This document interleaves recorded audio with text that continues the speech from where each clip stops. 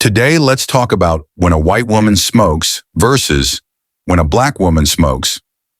When a white woman smokes, the act is often framed as a personal choice. It is read through lenses like stress, rebellion, aesthetics, or individuality.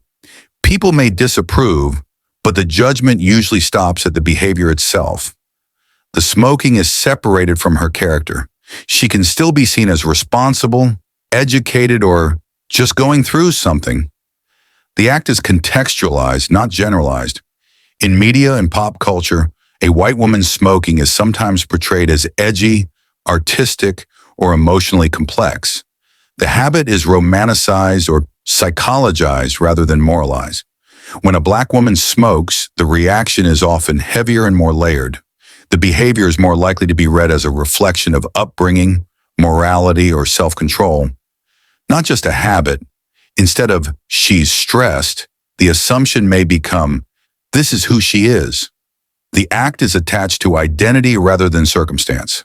A black woman smoking is more likely to trigger stereotypes about irresponsibility, recklessness, or poor decision-making, even when the same grace is given to others. Public perception often places black women under a microscope. Behaviors are not judged in isolation, but stacked onto existing narratives society already carries about them. Where a white woman smoking might be seen as temporary or experimental, a black woman smoking is more likely to be viewed as permanent or defining.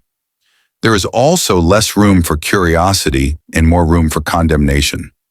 Fewer people ask why, and more people assume they already know. This difference is not really about smoking, it's about who is allowed complexity. One group is granted nuance, the other is denied it. The same action carries different social consequences depending on who performs it. That imbalance shapes how freely people can exist without being overjudged. Over time, this unequal scrutiny forces many black women to self-monitor constantly, knowing their actions will be interpreted more harshly. In the end, the contrast reveals something deeper than habit. It shows how society assigns meaning, forgiveness, and humanity unevenly, long before the smoke ever clears. This imbalance also affects how accountability is distributed. One woman is allowed to be flawed without it defining her worth, while the other is expected to represent an entire group with every action. The pressure to be better than human becomes exhausting, and mistakes become heavier than they should ever be. So the conversation isn't really about smoking at all. It's about who society allows to exist freely and who must constantly justify their presence. The smoke exposes the difference, not in behavior, but in how grace, judgment, and humanity are unevenly assigned.